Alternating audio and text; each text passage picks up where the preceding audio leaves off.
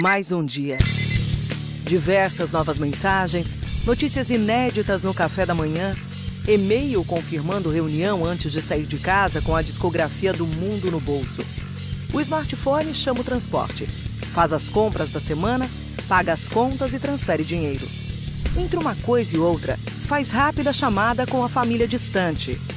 No escritório, os trabalhos e tarefas são nos computadores, em redes internas e externas, conectados a qualquer e a todos os lugares ao mesmo tempo. Não existem grandes distâncias. Robôs podem ser as mãos precisas de cirurgiões que operam de forma remota. Indústrias automatizadas são controladas com segurança a quilômetros de distância. E no campo, o agronegócio é um grande exemplo de produtividade associada ao desenvolvimento das telecomunicações. Durante o período da pandemia de Covid-19, quando o mundo parecia fechado, as telecomunicações mostraram ainda mais a sua essencialidade. Locais de trabalho foram rapidamente reinventados. Sem perdas de rendimento e sem queda de produção, muitos negócios vão mudar para sempre. A educação também se adaptou. Tecnologias e acesso à internet permitiram que crianças, jovens e professores mantivessem o cronograma de conteúdos e aulas.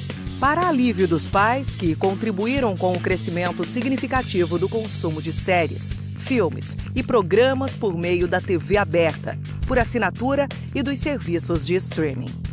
A conectividade foi fundamental para manter os sistemas de saúde funcionando durante a pandemia, ajudando os profissionais de saúde e oferecendo acesso à informação que a população precisa para se proteger. Estar conectado nunca foi tão essencial. E por trás dessa conectividade, há uma gigantesca e complexa infraestrutura funcionando. Telefonia fixa e TV por assinatura cobrem 100% dos municípios do país. Já existem cerca de 225 milhões de conexões de telefonia móvel e as redes 4G estão em 5 mil cidades. 34 milhões de residências e empresas possuem banda larga fixa e as redes de fibra ótica conectam 70% dos municípios do país. Para tornar isso possível, o setor de telecomunicações investe a cada ano cerca de 30 bilhões de reais na ampliação da infraestrutura. Desde 1998, somando investimentos e outorgas, foram quase R$1 trilhão colocados no setor. O desafio maior é levar conectividade a toda a população brasileira. É uma missão urgente que passa por políticas públicas voltadas à transformação digital da sociedade. O mundo vive a revolução do 5G e da internet das coisas, e por aqui não será diferente. O setor de telecomunicações é a conexão do Brasil.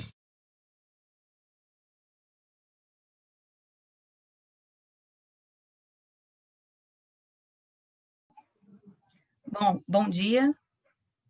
Bom dia a todos que acompanham o segundo dia de eventos do painel TIL. Eu sou a Adriana Riz, do Sindicom Telebrasil, e a gente está dando início agora ao Workshop 4, com o tema Cloud e Inteligência Artificial, Realidade e Desafios para o Mercado de Telecomunicações. Para explorar esse tema comigo hoje, eu tenho a honra de dividir a tela com importantes nomes do setor, pessoas que vão compartilhar visões de diversas áreas, né? Compartilhar um pouco sobre o que é hoje a tecnologia em nuvem artificial e trazer um pouco expectativas do que a gente espera para esse momento de formação digital. Eu queria, então, agradecer e já dar as boas-vindas aos participantes. José Nilo, Vicente de Cloud da Huawei, a Miriam Wimmer, diretora de telecomunicações do Ministério das Comunicações, o César Augusto dos Santos, CIO da Claro Brasil, e o André Gomes, analista principal da Cullen International. Mais uma vez, eu agradeço a presença de todos, é satisfação poder moderar esse debate, ter uma mesa que traz fornecedores, operadora, governo, analistas para a discussão, sempre enriquece muito o debate, né? A gente fala hoje em computação em nuvem, inteligência artificial, acho que vem diversas ideias na cabeça, né? E talvez a mais óbvia e mais também complexa seja a gente entender o que, de fato, é a inteligência artificial, como impacta a nossa...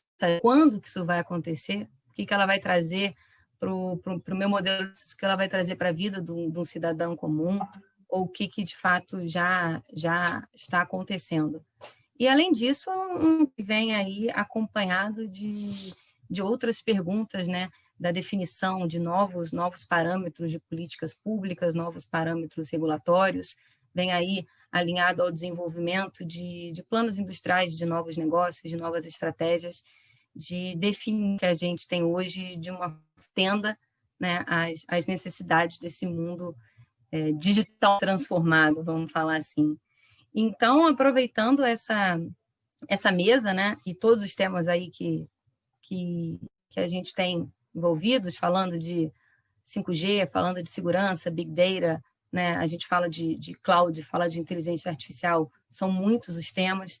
Vamos aproveitar a presença dos especialistas que a gente tem aqui hoje e fazer um debate, uma troca de ideias, né, para o público que está acompanhando a gente. Todos um tempo inicial para fazer a sua apresentação, né, para falar um pouco. Depois a gente dá início ao debate propriamente dito. Queria lembrar aqueles que assistem, que nos acompanham online, que você pode enviar perguntas, né, diretamente abaixo do vídeo aqui na página do Painel Telebrasil.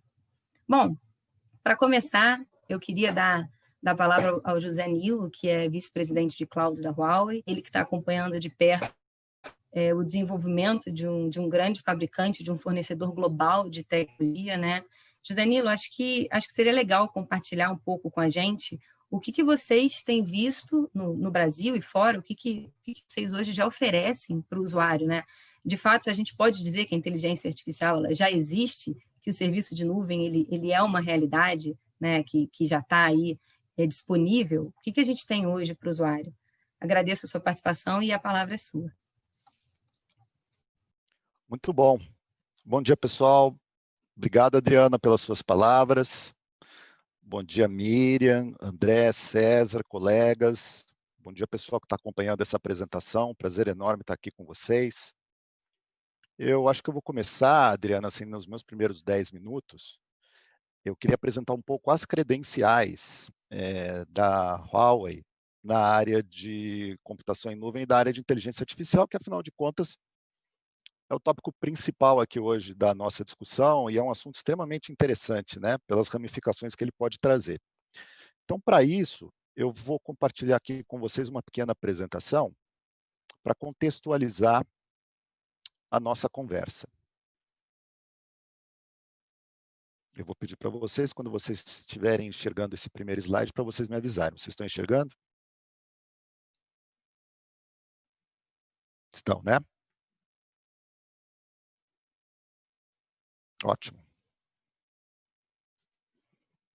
Então, aqui, rapidamente, né? Acho que tratando-se especificamente desse evento, eu não preciso me estender muito para apresentar a Huawei, porque eu tenho certeza que quem está acompanhando esse evento já conhece a Huawei, já conhece o que a Huawei faz.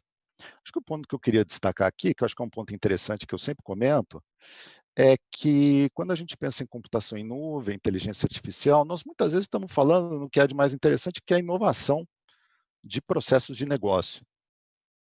E nos últimos anos, ou se você quiser até delimitar no último ano, a gente pôde verificar fatos interessantes, né? Quando você pensa em termos de inovação, aparecendo no Oriente, aparecendo na China.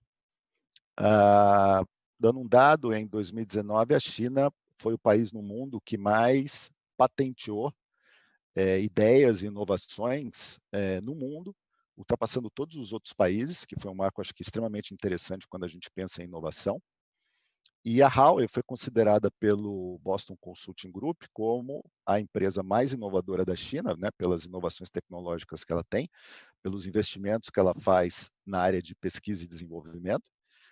Primeira empresa mais inovadora na China e a sexta empresa mais inovadora no planeta, né? Então, acho que quando a gente pensa nesses assuntos interessantes de nuvem e de inovação e de inteligência artificial, é importante a gente considerar como é que a Huawei está posicionada no planeta. Vocês estão vendo aí nesse slide que hoje a Huawei está posicionada em 4 grandes unidades de negócio, apresentando para quem ainda não conhece, que são aqueles que estão no meio do slide. Vocês podem ver da esquerda para a direita a área de consumo, que é a área dos telefones celulares, que a Huawei tem um sucesso muito grande nessa área.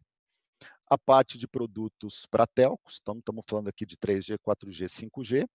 O terceiro retângulo é a parte de serviços para empresas, estamos falando de hardware, estamos falando de dispositivos de armazenamento, de networking, de computação. Então, esses três retângulos são aqueles que são a face mais conhecida da Huawei.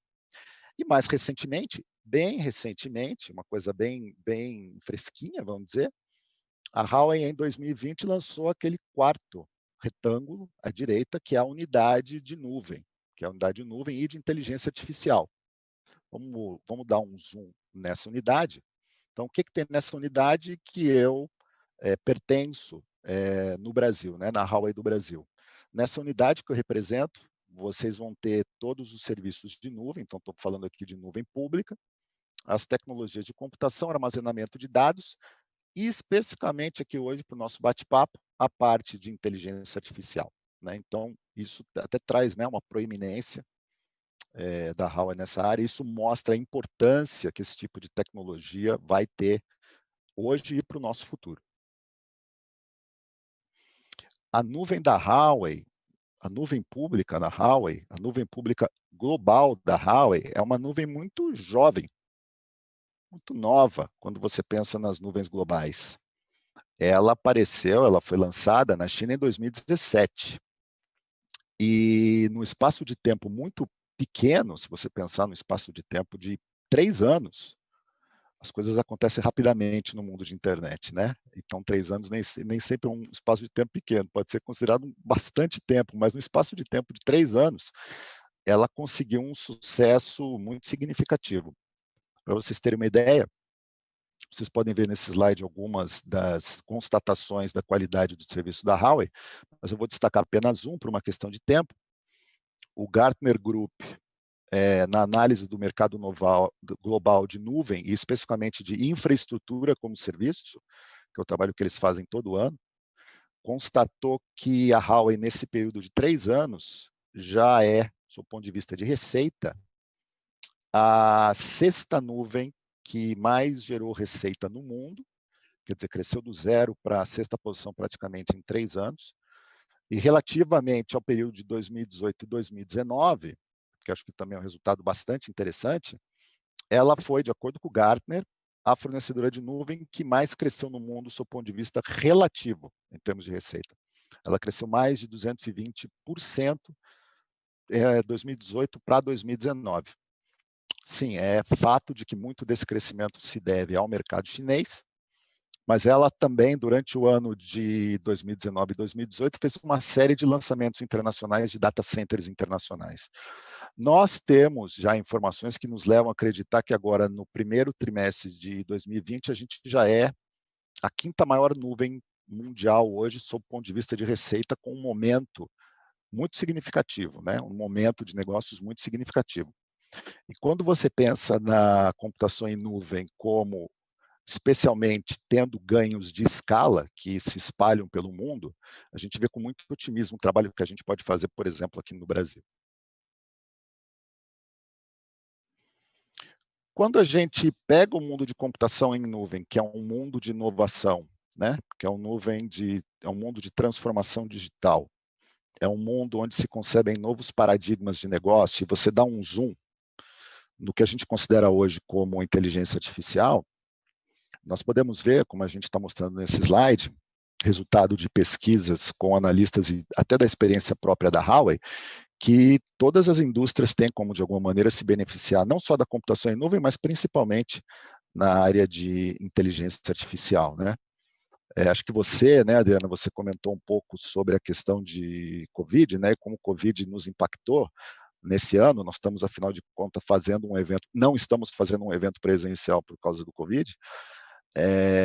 O mundo, isso ajudou muito a evolução da tecnologia de nuvem, né? Só dando um número, mas os chineses, eles aumentaram muito o consumo de computação em nuvem, né, durante o período de Covid. Eles, numa média, um analista comentou que eles consumiam uma média de 5 horas por dia, né, de serviços de nuvem baseado principalmente em celular, e esse número aumentou para mais de 7 horas por dia, né?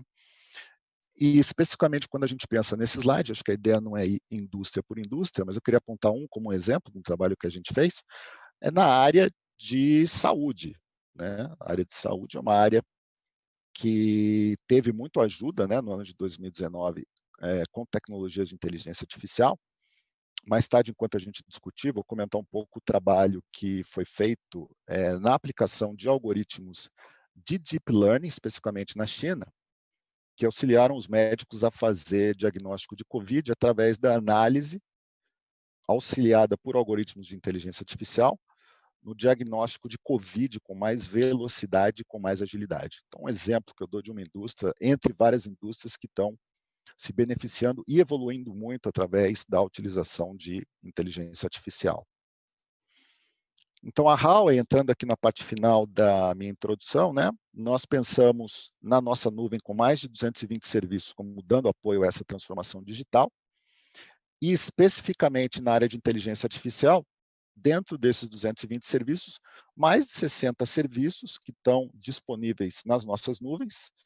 Vale contar que a gente lançou a nuvem da Huawei no Brasil agora, há poucos meses atrás. A gente lançou na nossa operação local em novembro de 2019. Então, a Huawei tem mais de 60 serviços que apoiam a área de desenvolvimento de serviços por empresas e por indivíduos na área de inteligência artificial, tendo um foco muito grande em facilitar e auxiliar a agilidade no desenvolvimento de uso e a facilidade no desenvolvimento de uso. Tanto dando capacidades de desenvolvimento de modelos baseados com alguns produtos específicos que a gente tem. Esse produto se chama Model Arts, onde você pode usar ou desenvolver um modelo de inteligência artificial para uma aplicação geral ou muito específica que você tenha, ou como aplicações que são mais simples e objetivas em termos de implementação, como modelos, por exemplo, de reconhecimento visual de imagens, objetos, dentro de uma foto, dentro de um vídeo, né? Então, acho que é como a gente pretende ter e desenvolver nossa estratégia de inteligência artificial para o futuro, tá? Então, para finalizar, eu acho que é interessante contar tudo isso para vocês, mas eu realmente queria finalizar minha introdução com os pés bem no chão, e eu resolvi pensar, né? A gente, Adriana e painel, eu recebo muitos questionamentos a respeito de experiências interessantes que a China tem e está fazendo em mais diversas indústrias, como varejo, bancos, né? Então, eu queria finalizar com um exemplo que eu acho interessante do que torna possível hoje, né, você ter modelos de negócio completamente novos e interessantes na área de inteligência artificial, nuvem e 5G. E eu queria finalizar como uma ilustração a Comac, que é a empresa chinesa na área de construção de aeronaves. Então, vocês podem imaginar que ela é uma espécie de uma Boeing ou de uma Airbus da China, né? Que utiliza essa tecnologia que vocês estão vendo aí, que é uma tecnologia que junta drones, transmissão rápida em 5G e reconhecimento de imagem, para você fazer, olha só, uma inspeção visual, que é muito mais rápida de um avião. Você detecta aquela parte externa nele, uma inspeção visual, que tenta identificar rachaduras ou eventuais problemas, né, que a camada externa de um avião possa ter, de uma maneira mais rápida, mais eficiente, mais ágil, né? No momento de mitigar eventuais problemas que uma aeronave pode ter e que possam impactar, evidentemente, a segurança das pessoas que estão se transportando com essa aeronave, né? Então, uma coisa interessante, uma coisa inovadora que eu gostaria de usar para fechar aqui a minha introdução. Tá bom? E espero com ansiedade aí a nossa discussão. Obrigado. Obrigada, José Nilo.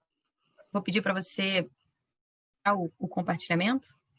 E, não, sem dúvida, da sua colocação, que a gente tem que calcular o espaço de tempo de uma outra forma, né? Então, realmente, quando a gente fala tecnologia, eu acho que ainda com o passar do tempo, esse espaço de tempo vai, inclusive, diminuindo, né? Se a gente resolver ter ter uma conversa dessa de novo, né? Daqui a 3 meses, sem dúvida, já vai ter muitas novidades, não precisa esperar um ano. E acho que tem muitos pontos também que você colocou que vão ser interessantes, né? A gente vê hoje as operadoras, e aqui a gente tem representando uma grande operadora, não só no Brasil, né, mas um grande grupo, e as operadoras estão já há alguns anos a inventar os seus negócios. E você falou sobre a inovação do processo de negócios, que aí mostra que vai muito além de você só atualizar o portfólio de serviços ou atualizar, né, a forma de atendimento e tudo mais.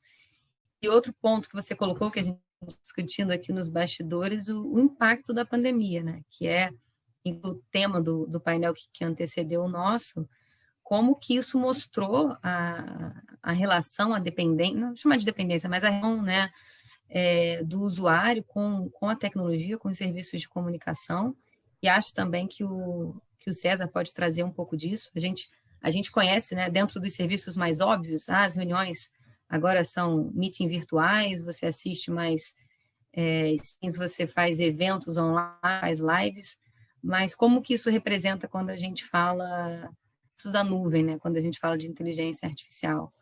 E depois também a gente vai aproveitar, obviamente, a presença da Miriam aqui, dando o Minicom, que você colocou que as expectativas são positivas para o Brasil. Então, acho que isso é um bom ponto aí para a gente depois trazer para conversar com a Miriam, né? O que eles também estão pensando lá dentro do Ministério para que as expectativas sejam boas para todos. E depois, obviamente, com uma visão mais internacional, vai poder trazer outros casos, esse que você colocou da companhia chinesa do drone, que também traz muito dessa facilidade de você exportar o seu serviço, né? E você poder ter uma base de referência aí da empresa, né? Que faz essa manutenção, e você poder controlar aí em qualquer canto do globo o que está acontecendo no seu negócio. Então, isso mostra a transformação também. E aproveitando, deixar aqui, passar a palavra um pouco para o César, compartilhar como que na visão das operadoras, né, especificamente a visão da Claro, que você tem da visão aqui do mercado brasileiro, como é que vocês estão no desenvolvimento da computação em nuvem, da inteligência artificial, também aí, né, dentro dos pontos que o José Nilo colocou no cenário pré, durante e pós-pandemia. Bom dia a todos. Obrigado, Adriana, pelo convite, né? Uma honra estar aqui compartilhando um pouco dessa experiência, comentando esse momento, né, de transformação aí mundial, especialmente aqui no Brasil. E parabéns aí a todos os colegas que estão conosco. Boa apresentação aí do José Nilo, foi uma introdução muito bacana para esse grande tema, né, de cloud, de inteligência artificial. E quando nós falamos, né, sobre esse tema, passa um pouco sobre a história de transformação, né, que o mundo vem nos últimos meses enfrentando, né? E com a Claro não é diferente, né? Assim como todas as operadoras, todas as empresas do setor de comunicação, de tecnologia do mundo, né? A cloud, de fato, vem trazendo para nós uma grande possibilidade, um pilar, né, de uma transformação acelerada nesse momento, né? Durante esse período nós tivemos aí, de fato, feito um trabalho de aceleração digital, né? De fato, a tecnologia que nos propicia, né, através de cloud e de inteligência artificial, que muitas vezes ela vem embarcada em grande parte das plataformas que nós adquirimos e utilizamos, né? Isso é um grande pilar e é um motor, eu diria, né, uma mola propulsora para esse grande momento de transformação que nós temos, né? Então, eu vou falar um pouquinho dessa estratégia, né? A Claro vem adotando uma estratégia de multi-cloud. Nós estamos procurando, né, tirar o que tem de melhor de cada um dos provedores de cloud. Com a própria Huawei, nós iniciamos uma jornada alguns anos atrás numa vertical de private cloud, embora utilizamos aí private cloud, public cloud também na nossa estratégia, tanto no Brasil quanto nos demais países do grupo, né, do Grupo América Móvel, e na região toda da Claro. E isso tem trazido para a gente alguns benefícios, né? Especificamente durante a pandemia, todas as ferramentas de colaboração, né, que foram habilitadas, de fato foram habilitadas através da tecnologia cloud e numa velocidade incrível. O Félix comentava há pouco no painel anterior,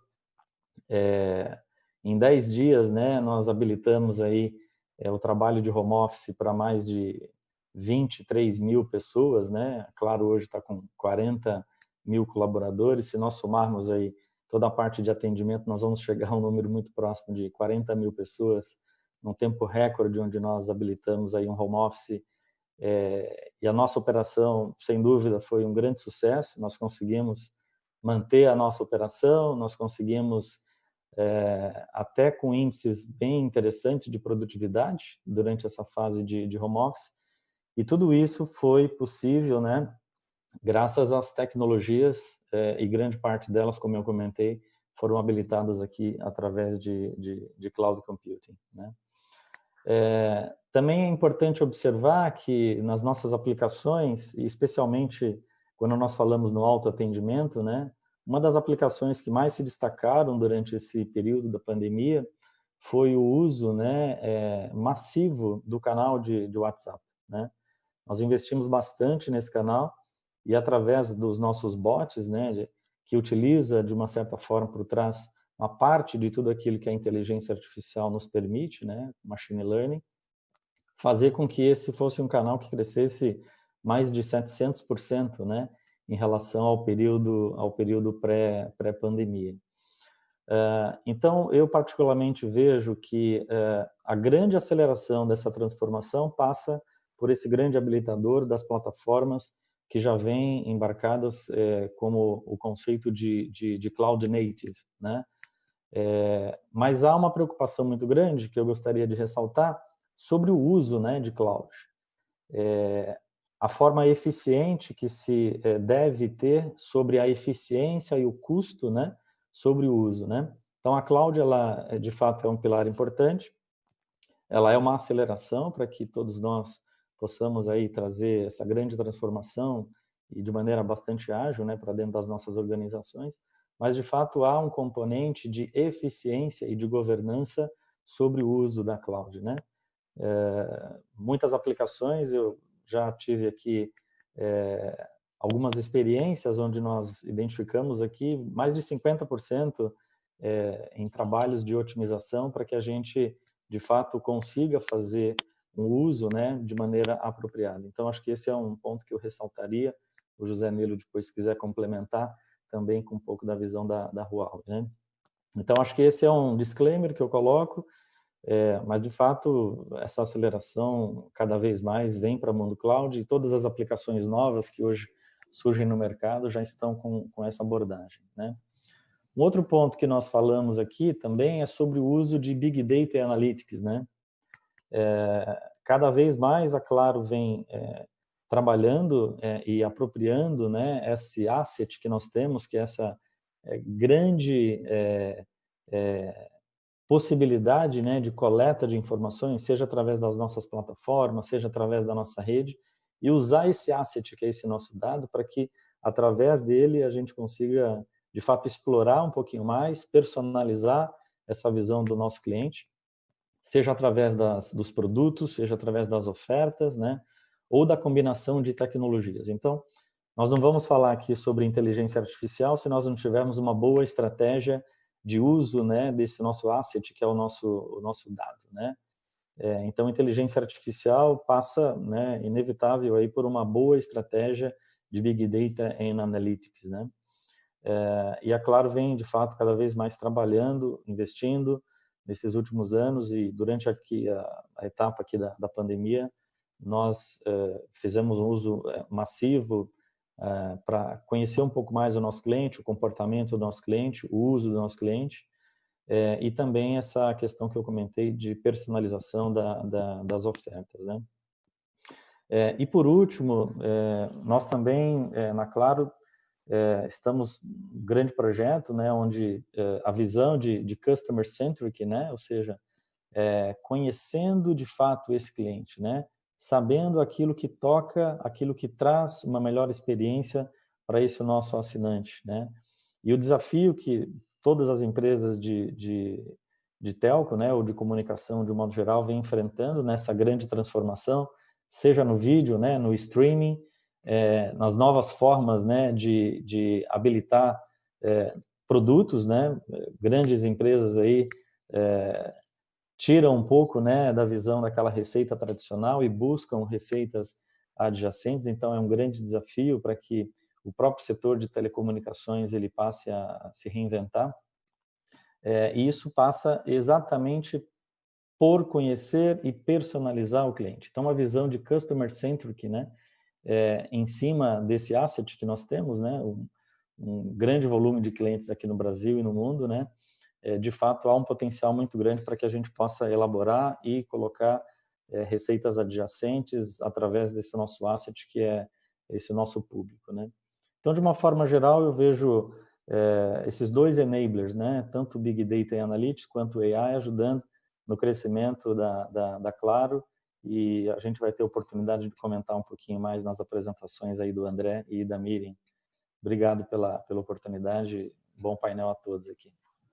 Obrigada, César.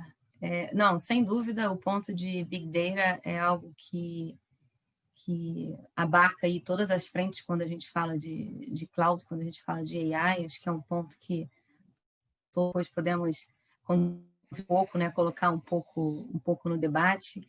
Também interessante como surge essa necessidade, né, de reinventar o negócio e de inovar o processo dos negócios, como o Josanilo colocou. Esse outro ponto, né, acho que é bom para a gente trazer para o debate também, quando você falou do Cloud Native, com a preocupação com a eficiência e o custo, seria legal depois ouvir um pouco da visão da Huawei sobre isso também. Mas eu queria aproveitar a presença aqui também do André, para nessa produtória, né, da nossa conversa, para o André trazer um pouquinho do que a Cullen, que é uma consultoria, atua aí em diversos países. O que vocês têm acompanhado hoje em dia, André? Quais têm sido os pontos chaves quando a gente fala aí de transformação digital, economia digital, AI, né? O que os países têm trabalhado, as empresas e as políticas públicas e regulatórias, também dentro de toda essa visão tecnológica, né? A palavra é sua.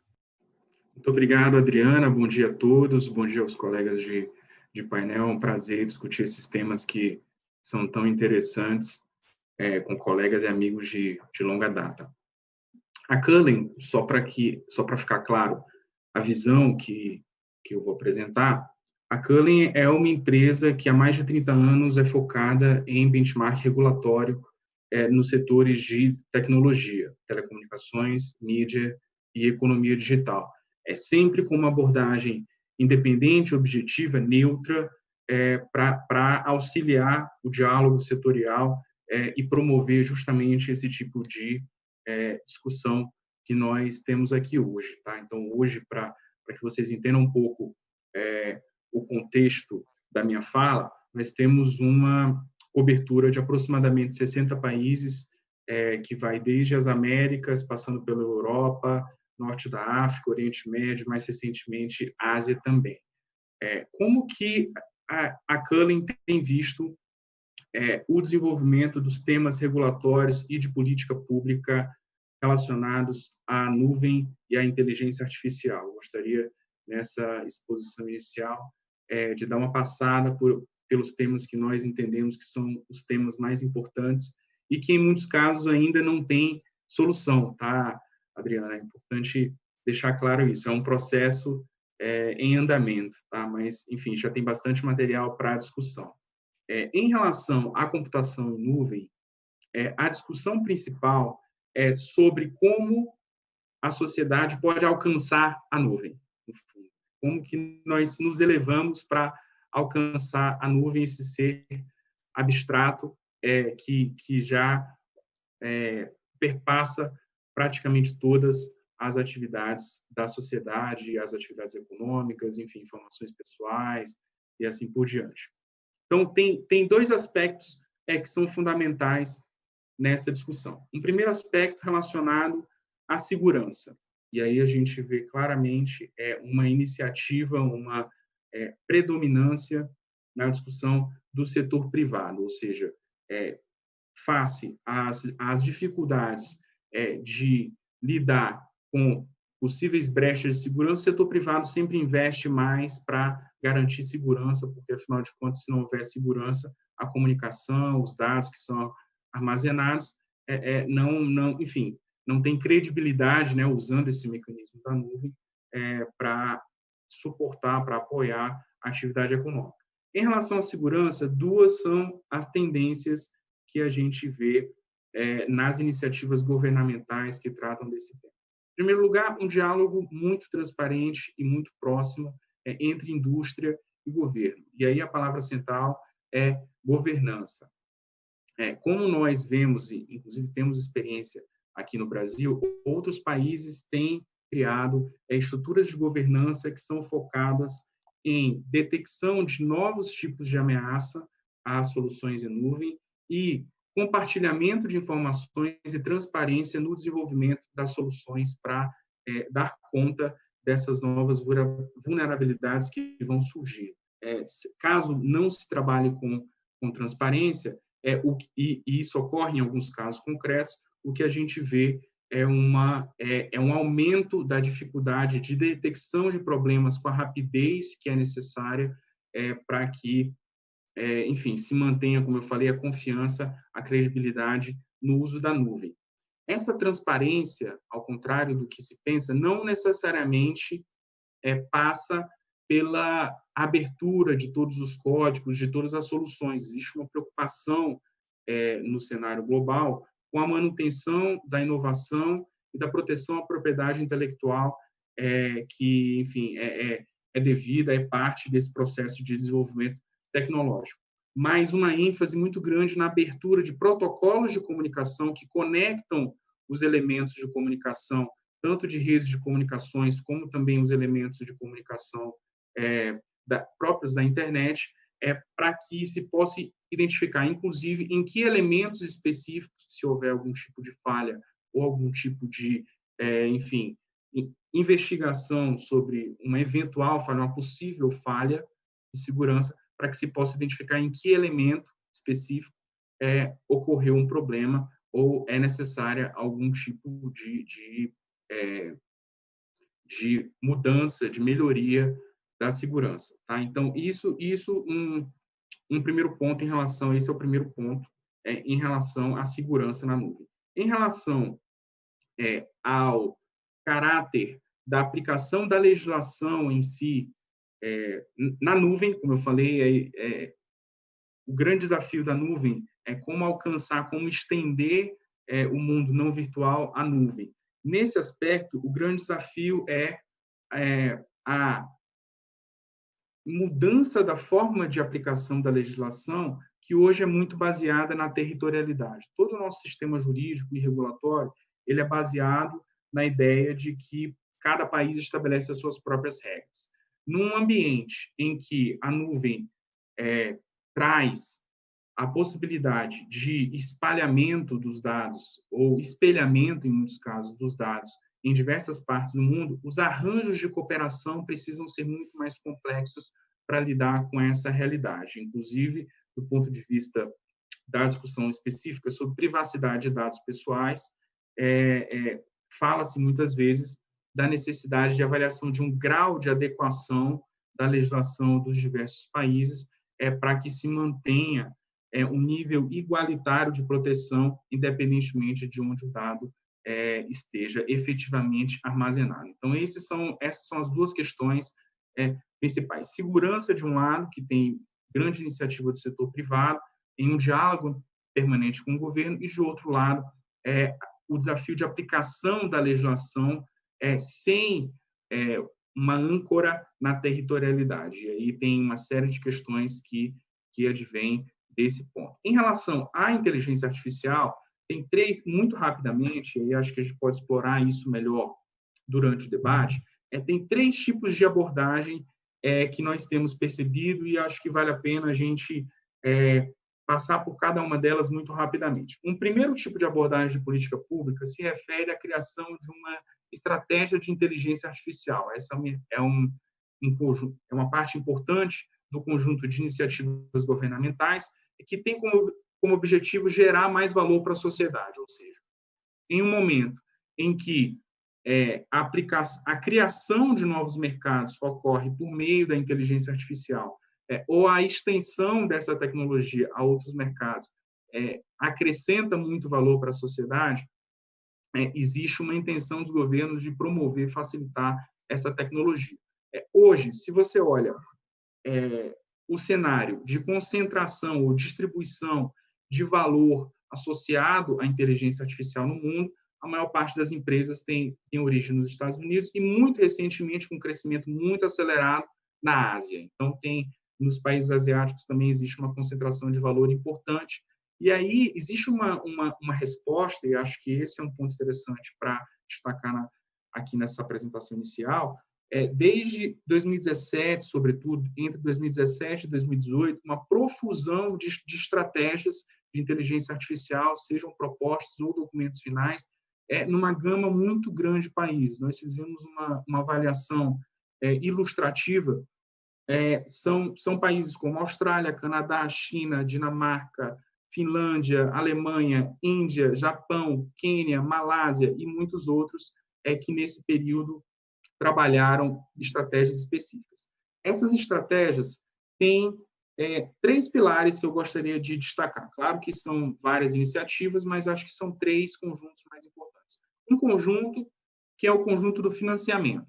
Em países desenvolvidos, existe uma abundância de capital disponível para investimento nesse tipo de empresa, e aí se encontra há vários exemplos de startups que se tornaram unicórnios, enfim, que valem bilhões de dólares, mas ainda geram prejuízo ano a ano e as ações continuam crescendo. Por que isso acontece? Porque você tem uma expectativa de geração de valor para os acionistas e uma abundância de capital muito barato.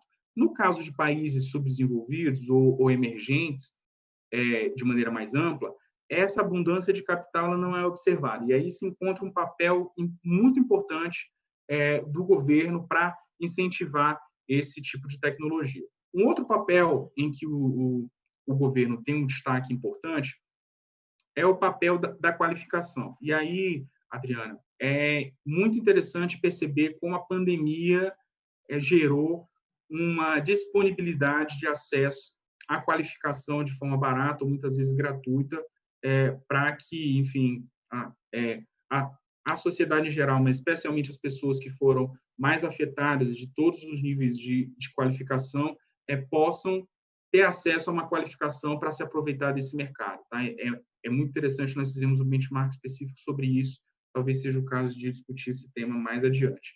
E um terceiro pilar, que é o pilar da identificação de indústrias-alvo para alavancagem dessa tecnologia. Então, no caso do Brasil, até seria possível, dado o nosso histórico como sociedade, como indústria, seria possível pensar que setores como o setor da agricultura ou setores que, de alguma forma, se beneficiem do engajamento social, poderiam ser setores priorizados para esse investimento. Tá? Então, esse é um grande pilar, é o pilar das estratégias, e aí tem diversos outros temas que eu acho que são temas interessantes para discussão, por exemplo, o tema da monetização de dados pessoais, ou da criação de brokers de dados pessoais, que, de certa forma, já permitem que o dado seja, em alguns contextos específicos, considerado uma commodity, ou seja, antes se tinha um foco muito grande em como o acesso a dados e a disponibilidade de dados é fundamental para alavancar esse mercado. Isso é verdade, mas cada vez mais formas mais facilitadas de acesso a dados têm se desenvolvido, ou, em alguns casos, institutos de pesquisa e empresas têm utilizado de ferramentas de crowdsourcing, né? Antes se falava em outsourcing, hoje é crowdsourcing de dados que são gerados, que são criados, na verdade, de forma remunerada para o desenvolvimento dessas tecnologias, antes mesmo delas serem aplicadas, disponibilizadas ao mercado. Tá? E aí tem um outro aspecto, muito rapidamente, antes de concluir, que eu gostaria de tratar, aspecto da regulação de temas de inteligência artificial. Falando de estratégia, queria falar um pouco sobre regulação. enquanto o foco das estratégias de inteligência artificial é na geração de mais valor, o foco da regulação de inteligência artificial tem sido na prevenção de prejuízos gerados pelo uso dessa tecnologia. Sejam prejuízos materiais, sejam prejuízos a direitos fundamentais, danos a direitos fundamentais. Então, em toda a discussão das diretrizes voluntárias, por enquanto, né, sobre o uso ético, por exemplo, de inteligência artificial na União Europeia, esse ponto fica muito claro, essa intenção fica muito clara em princípios como supervisão humana, robustez e segurança, privacidade, foco na privacidade e governança de dados, transparência, promoção da diversidade, não discriminação, equidade, bem-estar, ou seja, todos esses princípios, de alguma forma, estão relacionados à prevenção desse tipo de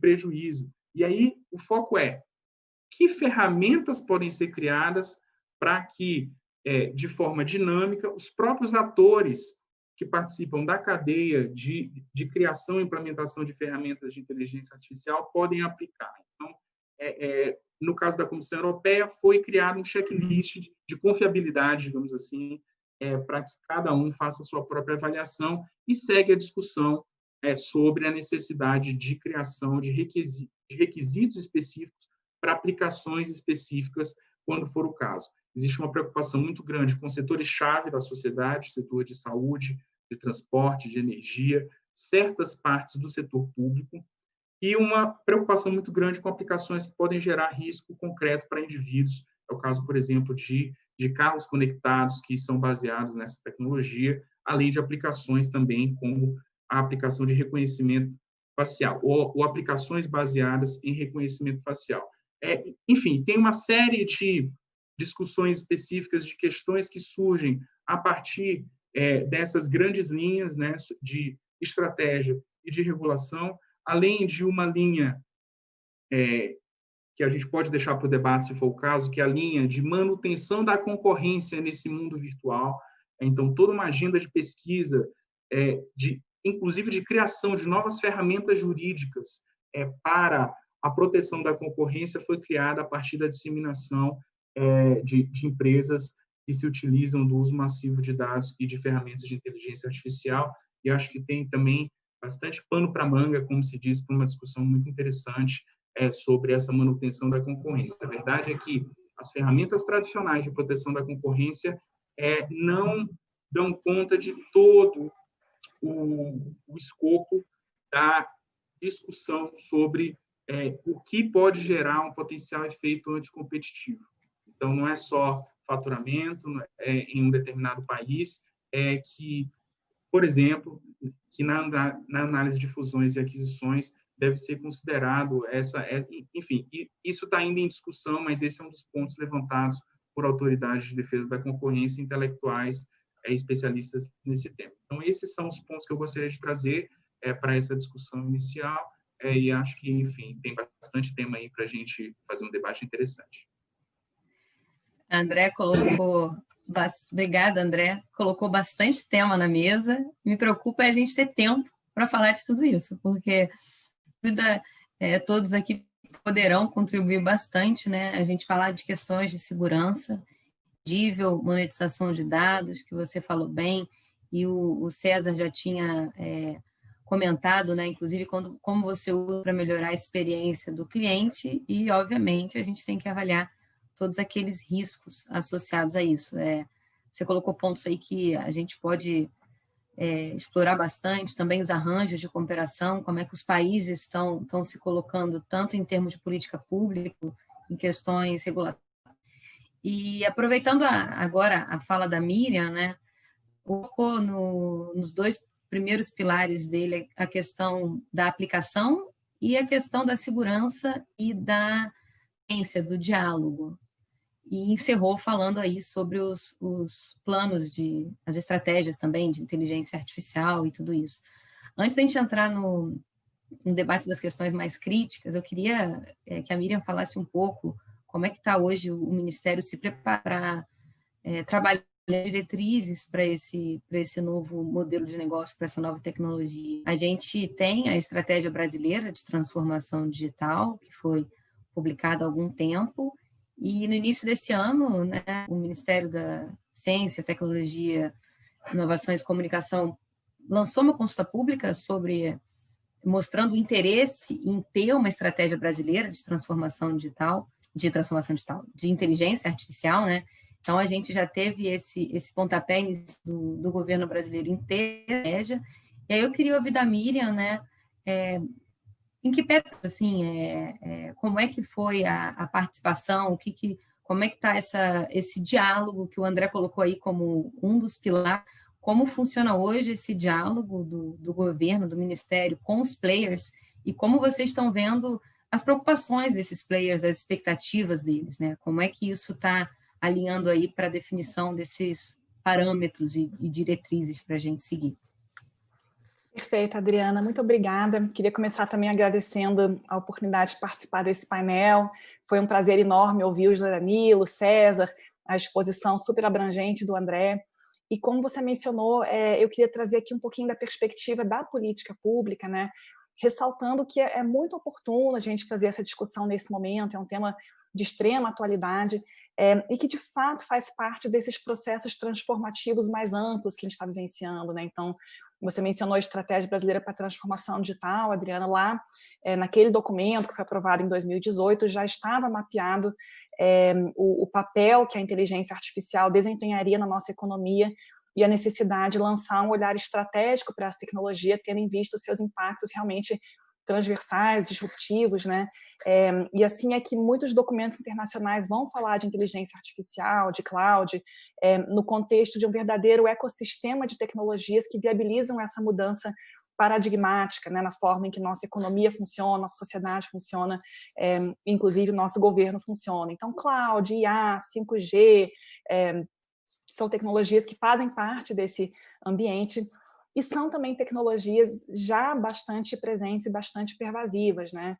Então, inteligência artificial, eu não sou cientista da computação, eu tenho que falar numa linguagem que eu própria consigo entender, mas inteligência artificial nada mais é do que uma tecnologia que permite a identificação de padrões estatísticos numa escala a partir do volume, de um tratamento de um volume de dados realmente muito grande, e a partir daí permite a realização de inferências. Então, claro está que é uma tecnologia que tem aplicação nos mais variados campos da economia, inclusive no setor de telecomunicações, né? E a razão pela qual a gente tem lançado esse olhar tão cuidadoso para esse tema é porque é uma tecnologia que se apresenta com um grande potencial, uma grande promessa de aumento dos níveis de competitividade, produtividade, bem-estar, que são desafios brasileiros, né, desafios da economia brasileira. Algumas estimativas falam que IA vai trazer, até 2030, 15 trilhões de dólares agregados à economia mundial, né? Em paralelo, o Brasil é um dos 5 países que mais abrem vagas de trabalho em inteligência artificial. A gente tem já vários exemplos bem-sucedidos de aplicação, tanto no executivo, também no judiciário e no setor privado. E como eu mencionei, o setor de telecomunicações não fica atrás, né, como um campo em que essa tecnologia potencialmente vai ter impactos muito duradouros e muito significativos. Você falou da consulta pública, Adriana, eu vou falar dela um pouquinho mais à frente, mas eu queria já antecipar algumas questões que foram trazidas para a gente pelas empresas, né? Então, o setor de telecomunicações se engajou na consulta pública, recebemos contribuições individuais dos maiores players, e muitas trouxeram exemplos do que a IA já está trazendo de benefício ao setor. Eu acho que o exemplo talvez mais comum, mais frequentemente citado, é o do uso dessa tecnologia no atendimento ao público, né, na relação com o consumidor. Então, aqui são, normalmente, ferramentas de relacionamento baseadas em inteligência cognitiva, acessível por comando de voz. Então, sistemas basicamente de reconhecimento da fala, de processamento da linguagem natural, baseado em deep learning, para atendimento ao público. E aí tem vários exemplos, globalmente tem vários exemplos, né? São chatbots, são sistemas de atendimento. E no Brasil, muito interessante, algumas empresas nos trouxeram o fato de que é necessário treinar esses bots, inclusive à luz das características brasileiras, né? Então, identificar sotaques, elementos culturais, expressões que as pessoas usam, tipo, Deus lhe pague, fica com Deus, né? Então, tem que ensinar o robozinho a entender também essas falas, né? E reagir a elas de maneira apropriada. Então, isso é bastante presente, já bastante disseminado. E um elemento importante também que foi trazido pelo setor é de que esses robozinhos eles têm que sempre ser treinados e reciclados para correção e melhoria contínua da tecnologia, né? Então, a ideia de human in the loop, né? A ideia de que o ser humano tem que estar presente constantemente para permitir esse ciclo de feedback positivo, né?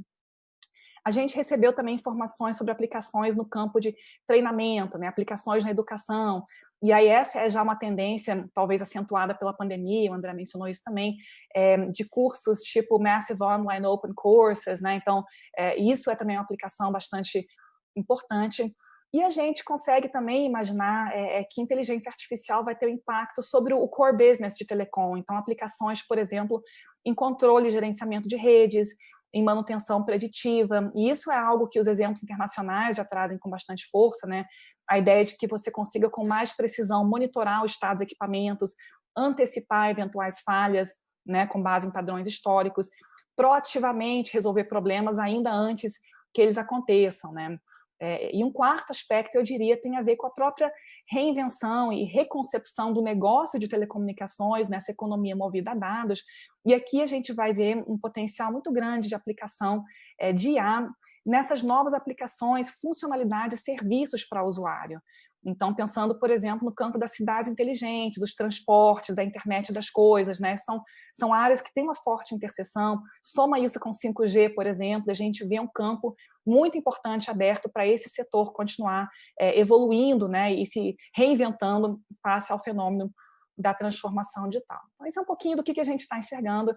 E pensando em termos de política pública, né, como você mencionou, Adriana, a gente, de fato, já tinha em 2018 mapeado a importância de pensar estrategicamente sobre IA, e o Brasil também foi um país, dentre esses que o André mencionou, que se engajou nesse esforço de, bom, vamos pensar sobre isso de uma maneira mais estratégica, vamos identificar onde estão nossas fortalezas, quais são os pontos frágeis, e também nos engajar no debate regulatório, né? Então, isso foi algo que começou a ser desenvolvido ainda na época do MCTIC, né, que agora foi dividido em 2 ministérios, para quem estava dormindo nos últimos meses, enfim, não tem mais MCTIC. Mas foi um trabalho que começou lá, a partir de um desdobramento da estratégia de transformação digital, e levou à realização de uma consulta entre dezembro do ano passado e março desse ano. E nessa consulta, o que nós tentamos fazer foi identificar aspectos dessa tecnologia que mereceriam, que ensejariam uma maior atenção por parte do poder público. Então, identificamos eixos verticais, eixos horizontais. Nos eixos verticais, né, preocupações com relação à educação, a impacto sobre a força de trabalho, capacitação e qualificação profissional, né, políticas de pesquisa, envolvimento em empreendedorismo, e aí o André botou o dedo na ferida ao dizer, olha, em países menos desenvolvidos não há uma fartura de recursos para aplicar, então é preciso que nós sejamos realmente cuidadosos ao identificar áreas prioritárias, né? E como o próprio André também antecipou, o que a gente enxerga nesse momento é que as áreas prioritárias que foram identificadas no Plano Nacional de IoT também são áreas relevantes para a IoT. Então, saúde, cidades, indústria, agricultura, são campos que talvez merecessem uma maior atenção. A aplicação nos setores produtivos, no poder público, e o tema da segurança pública, que é um tema particularmente sensível, inclusive por conta da discussão sobre reconhecimento facial, que também foi mencionada pelo André, né? Mas também uma discussão transversal, que é bastante rica, bastante interessante, ligada à legislação, regulação, uso ético, estruturas de governança de inteligência artificial, né? Que é uma discussão que existe em fóruns internacionais e também em exemplos de outros países, né? E os aspectos internacionais, porque, como o André mencionou, existe, na verdade, uma disputa, digamos assim, pela liderança desse mercado, e a questão é um pouco assim, onde é que o Brasil se insere nessas cadeias globais de valor, né? Qual que é o nosso papel? Somos um grande mercado consumidor de IA, ou podemos ter a pretensão também de ter protagonismo em determinados nichos que talvez sejam mais próximos à nossa realidade, né? E o que me interessou muito na consulta pública foi que o setor de telecom não se limitou a falar de telecom, né, mas se propôs realmente a ingressar num debate mais amplo sobre IA e os seus impactos transversais. Então, tivemos muitas contribuições em termos do campo de legislação, regulação, uso ético, né, uma discussão bastante intensa sobre uma pergunta que a gente fez sobre a necessidade de, ou não, né, de realização de relatórios prévios de impacto, que é uma ferramenta também que a LGPD nos traz, né? Então, quando existe uma aplicação de maior risco, normalmente as boas práticas indicam que você faça um relatório de impacto, que você avalie, né, defina salvaguardas e tal. E aqui a gente teve algumas operadoras que se manifestaram contrariamente à ideia, né? De maneira geral, houve uma perspectiva de que o Estado deveria, neste momento, ser menos intrusivo em termos de menos prescritivo, talvez, em termos do que deve ser feito, né? Houve discussão sobre a necessidade ou não de uma lei específica. A gente já tem no Congresso alguns projetos de lei que buscam endereçar a temática. E aqui foi interessante porque 3 operadoras disseram que não precisa e uma disse que precisa. Então, eu entendo que é um tema ainda em discussão no setor, né? Ainda carente de um certo amadurecimento. Algumas contribuições interessantes mencionando figuras como sandbox regulatório, por exemplo, que são experiências que a gente tem no setor financeiro, por exemplo, em outros setores regulados, por meio dos quais se abre um espaço de liberdade para experimentação antes de estabelecer regras, né, ou normas regulatórias, e também uma preocupação grande com algumas ideias que vêm sendo ventiladas de maneira ainda muito abstrata, né, em fóruns internacionais, como auditabilidade, explicabilidade, transparência, e uma preocupação de como é que isso se traduz na prática, né? O que é explicabilidade, como é que a gente concretiza isso, né? Como é que esse conceito tão abstrato e bonito se transforma em procedimentos, em regras, em exigências jurídicas, né? Com relação ao tema de governança de IA, alguns comentários no sentido de que não se deveria pensar nesse momento na criação de uma estrutura institucional para lidar com isso, mas sim explorar fóruns multissetoriais, né? A ideia de que ambientes multi-stakeholders seriam os mais adequados para discutir e monitorar a IA ao longo do seu ciclo de vida, e também uma ênfase muito grande na ampliação das políticas que já existem no governo federal de dados abertos. E isso toca num ponto que o André mencionou, que é o seguinte: IA se alimenta de dados, né? Então, a disponibilidade de dados é um elemento crucial para que também esses sistemas possam ser treinados, né? E, posteriormente, entregar bons serviços. Então, além dessas ideias que o André mencionou, de data trust, né, outros fiduciários de dados, brokers de dados, a ideia de bases de dados abertos do próprio governo é algo que foi muito frisado, na medida em que esses dados podem ser insumos super valiosos para boas aplicações, seja no campo público, seja no campo privado, né? Eu sei que meu tempo já deve estar se aproximando do fim. Houve também muitas discussões com relação aos eixos verticais, e aí eu diria que uma ênfase muito grande nas questões de qualificação profissional, né? Qualificação para um futuro digital, força de trabalho, educação básica. E aqui várias empresas mencionaram a importância de parcerias entre governo, empresa, sociedade civil, capacitação de professores, né, e trabalhadores também para as novas tecnologias. E aqui um ponto que me parece super interessante é que a questão de que essa qualificação profissional não deve se limitar, digamos assim, a uma qualificação técnica no campo da ciência da computação, mas também discutir questões éticas, né, questões relacionadas à não discriminação, a tecnologias que sejam equitativas, transparentes, né? E isso é um ponto que eu acho bastante interessante, porque esse é um tema, de fato, ainda em ebulição, mas o que a gente tem visto em termos de discussão internacional coloca muita ênfase nessas questões não puramente tecnológicas, né, mas na ideia de uma tecnologia human-centric, né, uma tecnologia centrada no humano, uma tecnologia que busca trazer parâmetros de explicabilidade, ainda que a gente não saiba muito bem o que é isso, né? Uma tecnologia que se preocupa com a sua própria incorporação pela sociedade, com os impactos que isso gera. Então, a ideia de discussão sobre ética, viés, discriminação, foi algo que também o setor trouxe para nós na consulta pública e que parece bastante condizente com as discussões que a gente tem visto na OCDE. E por falar em OCDE, aqui, como o André mencionou, a OCDE já aprovou um conjunto de princípios sobre IA, formulados de maneira bastante ampla ainda, e o Brasil foi um dos países que endossou esses princípios. De fato, nós temos uma participação ativa no Comitê de Políticas para a Economia Digital da OCDE, que foi o ambiente em que essa discussão se foi travada, né? O Brasil foi um dos países que subscreveu esses princípios, entendemos que são um bom ponto de partida, talvez, para uma discussão que ainda vai render muito e que ainda requer muito estudo e muito amadurecimento. O último ponto que eu trago aqui diz respeito à necessidade de pensar a inteligência artificial e Big Data também no contexto da legislação de proteção de dados pessoais. E aqui, como todos sabem, a LGPD, por surpresa, né, entrará em vigor na sexta-feira, né? E certamente existe uma tensão ou uma necessidade de melhor articulação desses princípios que informam a proteção de dados pessoais, como Data Minimization, Purpose Specification, e o mundo da inteligência artificial, que requer mais e melhores dados, né, para treinamento desses sistemas. Então, esse é um último ponto que eu deixo aí como um gancho para o nosso debate. Super obrigada, Adriana, e fico à disposição aí para as perguntas. Obrigada, Mi. Realmente a gente tem, assim, dentro desse tema, muitas vertentes, muitos pontos para explorar. Achei interessante que tudo aquilo que o André mostrou que está sendo feito lá fora, né, ou que está se pensando em fazer lá fora, a gente também está pensando em fazer aqui. Então, já, né, fica quando o Josanilo e o César falaram que a expectativa das empresas é positiva com relação ao mercado brasileiro. Então, se a gente vê que funciona o que está sendo feito nas grandes economias lá fora, que as políticas públicas estão trabalhando para seguir esse caminho e as empresas estão confiantes, né, com expectativa de que isso dê certo, acho que a gente faz aí um conjunto que tem tudo para acelerar esse desenvolvimento aqui dentro. Eu queria pegar um ponto que o André colocou e a Miriam desenvolveu muito, a questão do atendimento ao público, né? E a gente acabou recebendo uma pergunta do Luiz Antônio, uma pergunta direcionada para o Josanilo, que eu acho que o César pode também responder, e a gente pode até dar outras frentes. Ele pergunta como que os investimentos aí dos fabricantes, das operadoras, quais são os projetos para os próximos anos, pensando na evolução das classes menos favorecidas e sem tanto acesso a essa grande tecnologia. E o César comentou, né, sobre trabalhar experiência do usuário, né, ter utilizar essa ferramenta de dados para isso.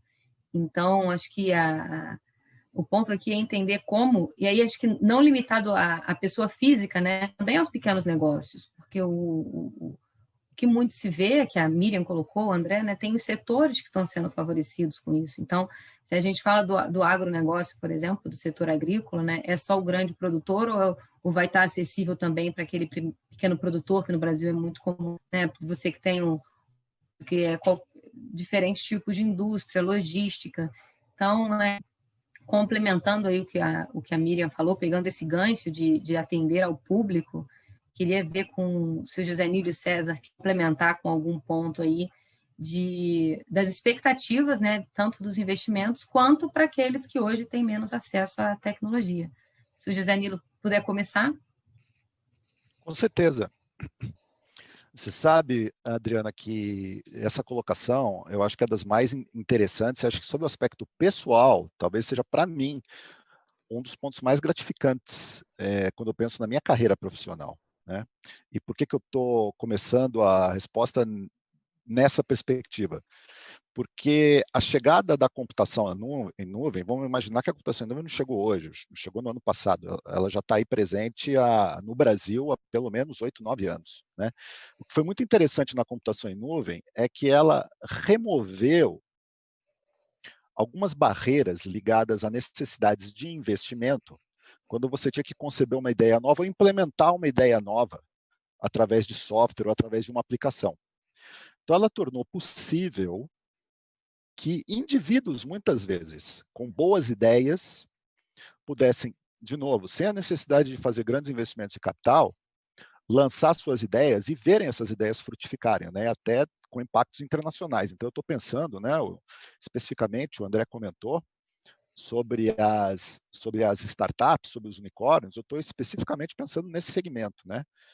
No Brasil, eu tive a oportunidade de conhecer alguns empreendedores que começaram realmente do zero, muito próximo do zero, muitas vezes é um fato, cartão de crédito dos seus pais, começaram um negócio muito pequeno que foi possível através da computação em nuvem e que acabou crescendo, né?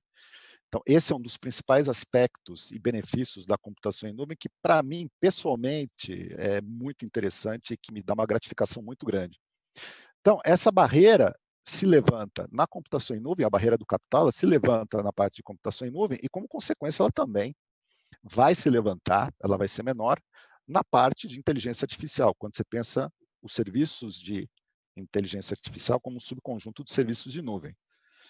Então, dando algum exemplo, que acho que são exemplos tão interessantes quanto esses que eu citei aqui agora, e que também me motivam bastante, né?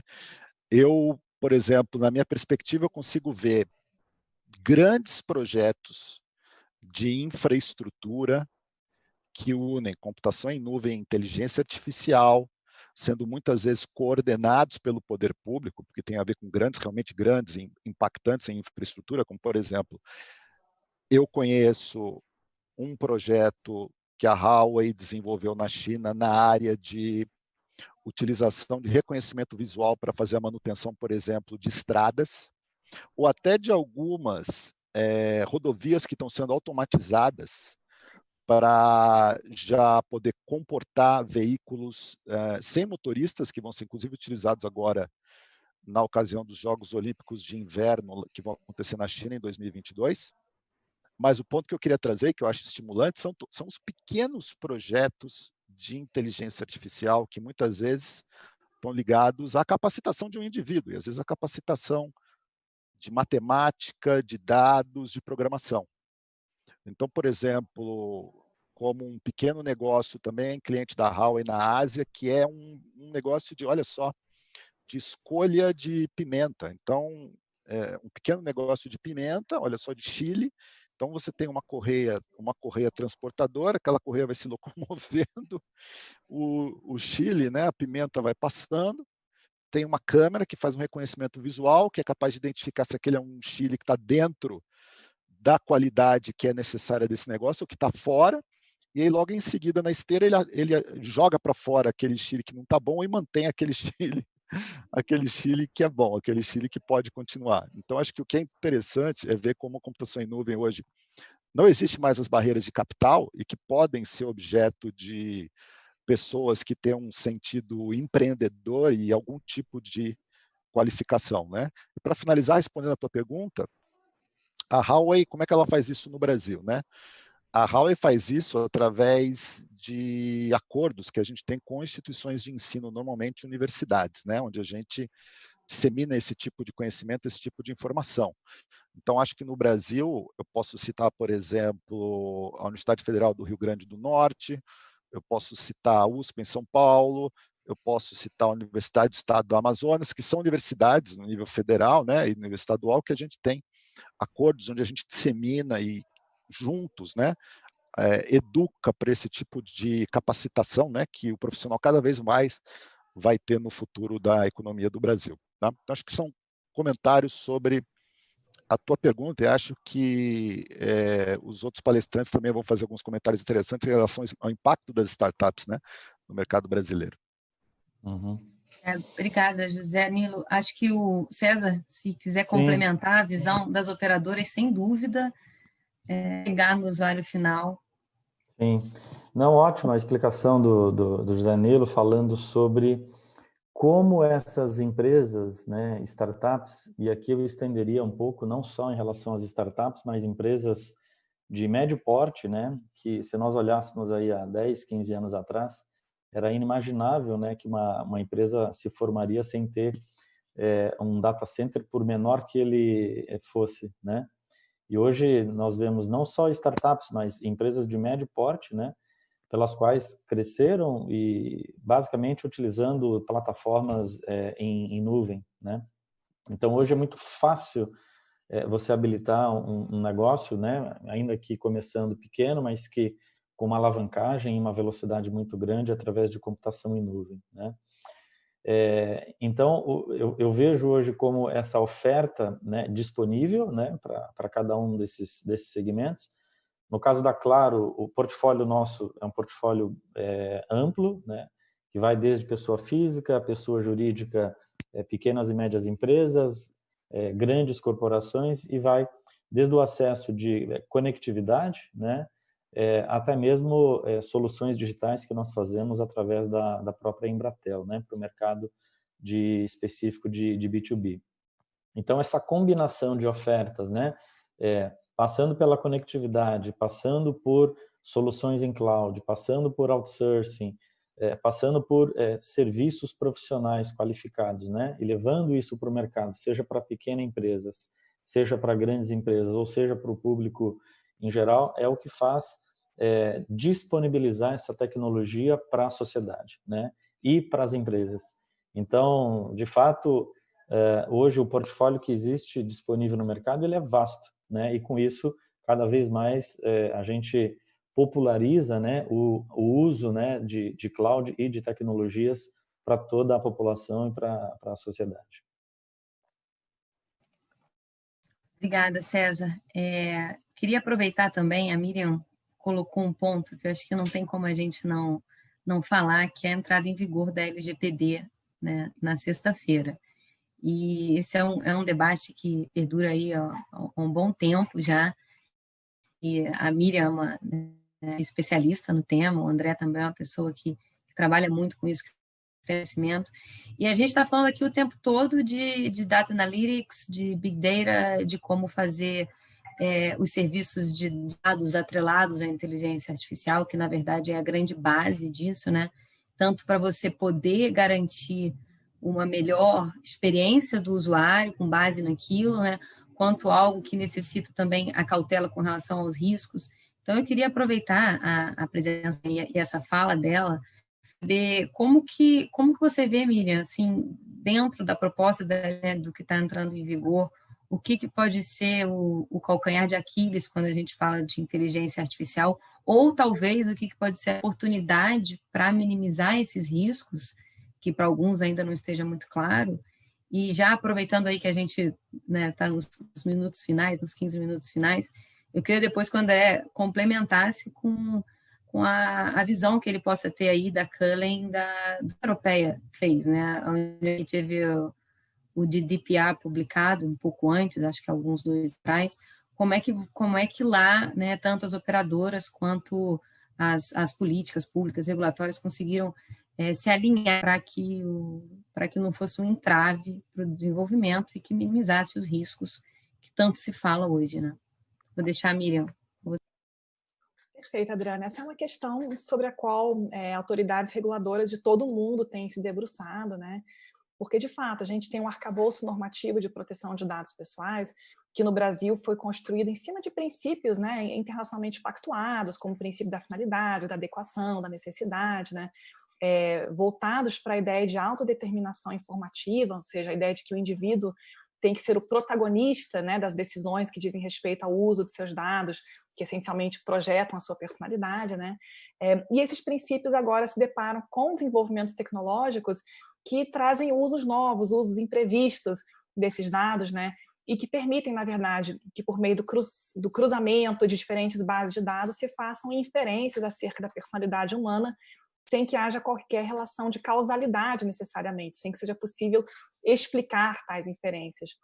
E daí a metáfora dos sistemas de IA como caixas pretas, né? E muitas obras jurídicas já publicadas sobre o problema da sociedade da caixa preta, as armas de destruição de matemática, né? Tem, enfim, muitas analogias e muitas metáforas usadas para se referir a esse fenômeno. E, de fato, é um desafio, não há como afirmar que não é um desafio, porque IA, de fato, a qualidade dos sistemas de IA é diretamente dependente da qualidade das bases de dados de treinamento, né?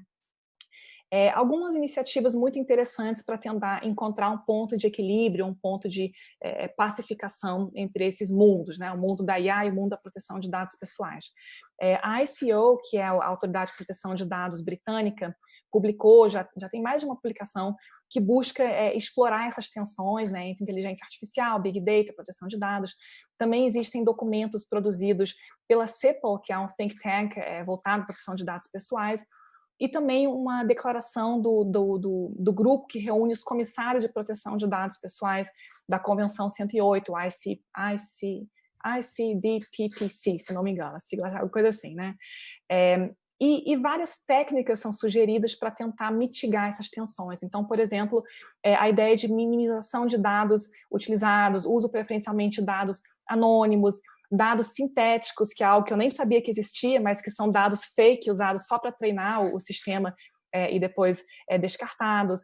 A ideia de data trusts, que foi mencionado, que seria fontes publicamente, repositórios publicamente acessíveis de dados de treinamento que já endereçassem questões de representatividade, de modo a evitar discriminação, viés, né? E eu diria que o papel principal, né, em identificar e mitigar esses riscos tem a ver com o próprio design, né? Então a gente fala muito hoje em privacy by design, security by design, cada vez mais em human rights by design, né? Então a preocupação com a própria configuração desses sistemas, dessas aplicações, para que desde o início leve em consideração essas preocupações relacionadas à privacidade, né? Então, acho que esse é um processo ainda em curso, uma discussão que ainda se encontra em amadurecimento, mas eu, como sou uma entusiasta da tecnologia, depositaria grande expectativa sobre a própria tecnologia para tentar endereçar e resolver essas questões.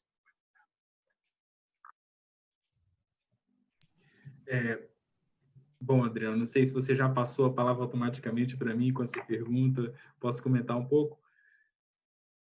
Bom, já fica à vontade, André, vai ser ótimo agora essa sua visão completa do que a Miriam acabou de falar sobre essa necessidade, esses riscos que a gente tanto escuta falar. Bom, não tenho pretensão nenhuma de completar, mas acho que dá para a visão da Miriam, que, enfim, para mim está perfeita, realmente tem pouco o que adicionar, tá? Mas, do ponto de vista internacional, o que a gente enxerga é que o grande desafio é o que vem depois, após a aprovação da legislação, como fazer com que ela seja aplicada de forma adequada, de forma a cumprir as expectativas que têm sido criadas em relação às normas de proteção à privacidade de dados pessoais. Felizmente ou infelizmente, né, já existe, enfim, felizmente por um lado, mas infelizmente por outro, já existe uma cultura relativamente consolidada no cenário internacional de autoridades de proteção de dados nacionais. Por que eu digo infelizmente? Porque já foi criada essa cultura, mas ainda se percebe uma relativa fragilidade em termos de recursos disponíveis para a execução dessa aplicação, para esse enforcement, investigação, recursos tanto financeiros quanto recursos também humanos dedicados para isso, de forma que se percebe uma aplicação relativamente tímida no cenário internacional dessa legislação, no sentido de existe uma gama de casos de potencial análise, de potencial escrutínio pelas autoridades de proteção de dados pessoais muito maior do que efetivamente essas autoridades no cenário internacional conseguem processar. Então, alguns casos específicos acabam ganhando praticamente toda a atenção por uma dificuldade mesmo institucional de processamento, né, digamos assim, de informação nesse contexto em que a gente vive. Então, tem tanto uma multiplicidade da forma de coleta e processamento dos dados, quanto também uma multiplicidade dos casos potenciais, né? E aí, como lidar com isso? Esse eu diria que é o grande desafio para a legislação de privacidade e proteção de dados pessoais, de proteção à privacidade, né, de dados. E aí, como lidar com esse desafio? O que a gente tem visto é um uso muito bem feito e bem sucedido de ferramentas de cooperação entre autoridades. Então, dado esse caráter global das empresas, enfim, das instituições, né, que fazem uso massivo de dados pessoais e alcançam um número significativo de usuários, cada vez mais os casos que são relevantes para uma análise de potencial sancionamento em uma jurisdição são também relevantes para outras jurisdições. Então, o compartilhamento de informações, em alguns casos, enfim, de forma mais profícua do que outros, mas de toda forma institucionalizada de informações sobre esses casos, tem sido utilizado, por exemplo, por autoridades europeias de forma bastante bem sucedida, tá? Considerando essa limitação de recursos. Então, eu diria que esse é o principal desafio do enforcement e aí da criação de formas inovadoras de lidar com essa limitação de recursos que é natural de todo o sistema institucional que se constrói. Nada, enfim, não é demérito nenhum, né, que haja uma certa limitação institucional das autoridades, considerando que essa discussão é relativamente recente, enfim, ainda que já tenha amadurecido bastante em boa parte dos países, tá?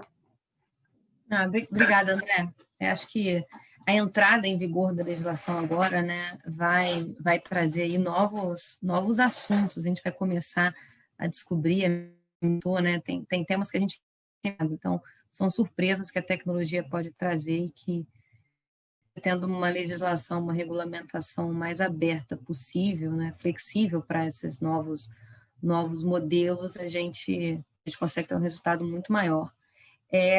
Queria falar aqui, concorrência que o André colocou, a gente falou de ferramentas de cooperação, eficiência, monetização por meio da nuvem e de AI.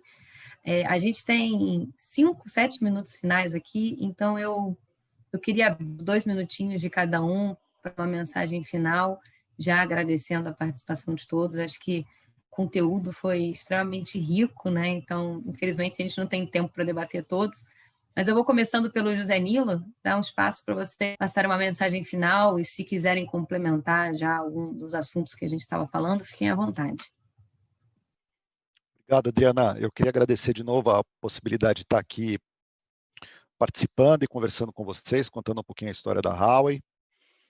E finalizando com um sentimento extremamente otimista do que vai ser possível essa tecnologia se desenvolver e impactar, né?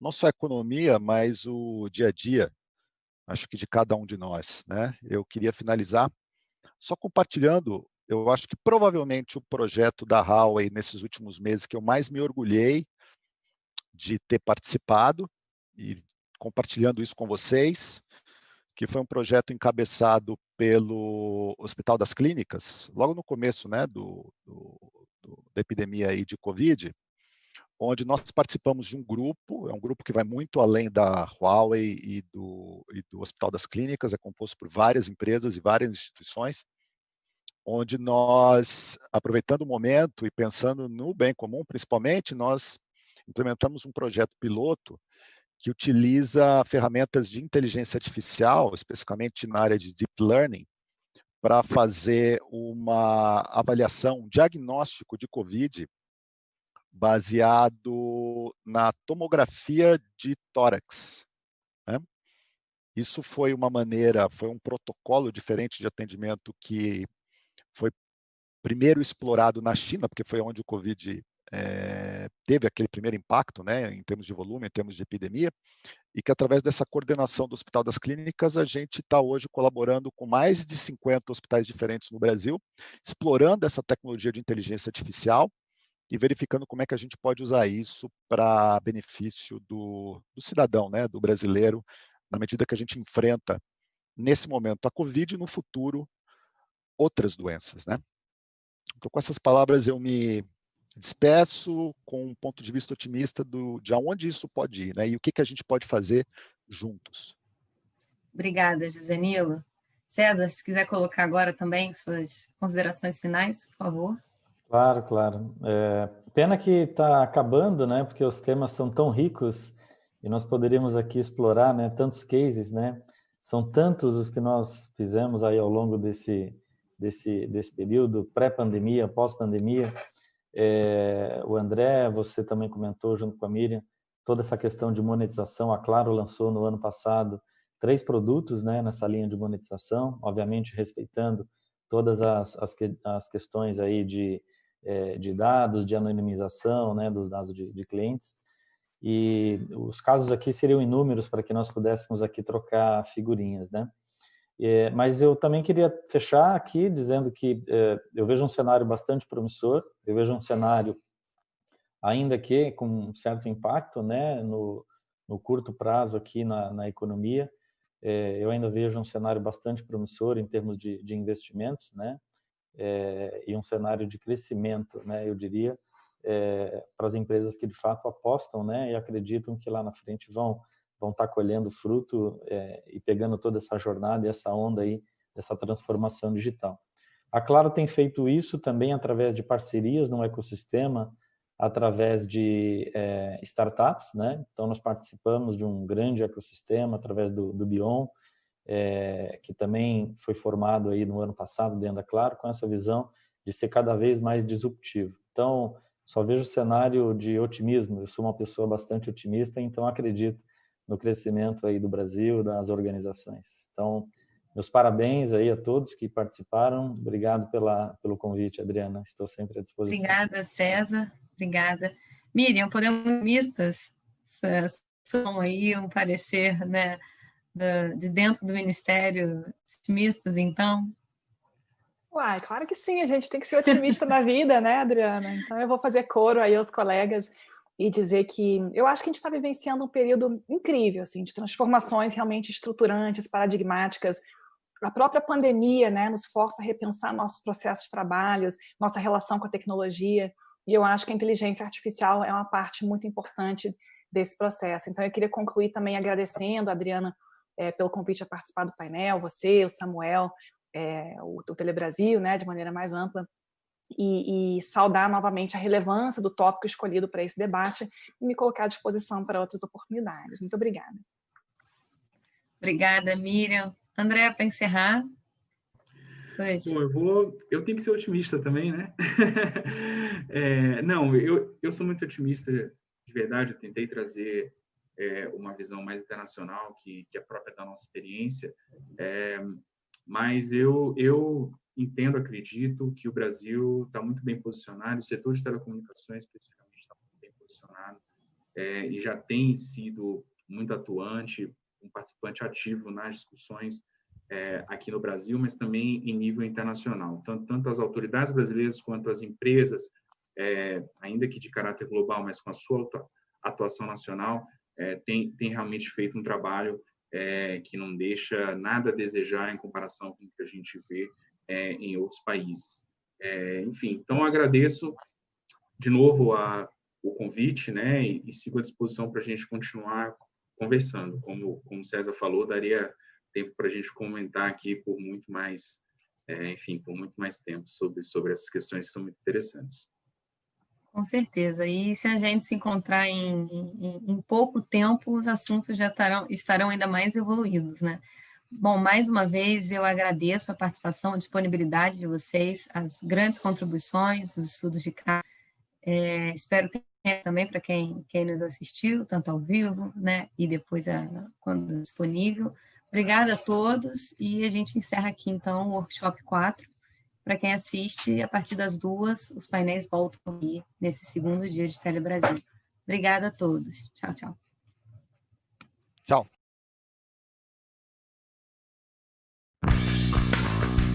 Celulares e serviços de acesso móvel à internet revolucionaram o mundo atual. Trabalho, informação, diversão e lazer estão disponíveis a qualquer hora e em todos os lugares, com simples toque no smartphone. O Brasil já possui 225 milhões de acessos móveis. É o 5º maior mercado do mundo para banda larga móvel. A cobertura 4G já está em 5.000 municípios e a revolução por aqui está só começando. O mundo já está na transição para o 5G, a nova geração de serviços móveis que tem velocidades muito maiores, permitindo o uso intensivo de vídeos e aplicações industriais. Também possui tempo de resposta bem menor, possibilitando serviços de realidade virtual, telemedicina e até mesmo o desenvolvimento de veículos autônomos. E ainda permitirá o desenvolvimento de redes dedicadas para cada tipo de serviço, para atender a indústria 4.0, vídeos em ultra alta definição e muitas outras aplicações digitais. No Brasil, o 5G vai começar com o leilão das principais faixas de frequência. As políticas públicas devem permitir a ampliação das redes de banda larga móvel. O leilão deve priorizar investimentos que vão ampliar a infraestrutura e os serviços acessíveis. Para viabilizar o 5G, o país vai precisar de 5 vezes mais antenas do que no 4G. É uma ampliação grande que esbarra na legislação de muitos municípios. Em 300 deles, as leis são tão restritivas que poucas antenas são autorizadas e os processos podem levar até 3 anos. O 5G é seguro. Estudos científicos comprovam que o sinal não tem qualquer efeito nocivo nas pessoas. A saúde de seus consumidores e a segurança das redes são prioridades das empresas de telecom, que têm seus equipamentos certificados e homologados, sob rigorosos critérios de segurança, por órgãos e autoridades em diferentes países. O 5G é essencial para o futuro da economia digital. Deve ser aberto a modelos de negócios inovadores e acessíveis aos consumidores. É para isso que trabalham as operadoras de telecomunicações, para assegurar que o 5G também revolucione e transforme o Brasil.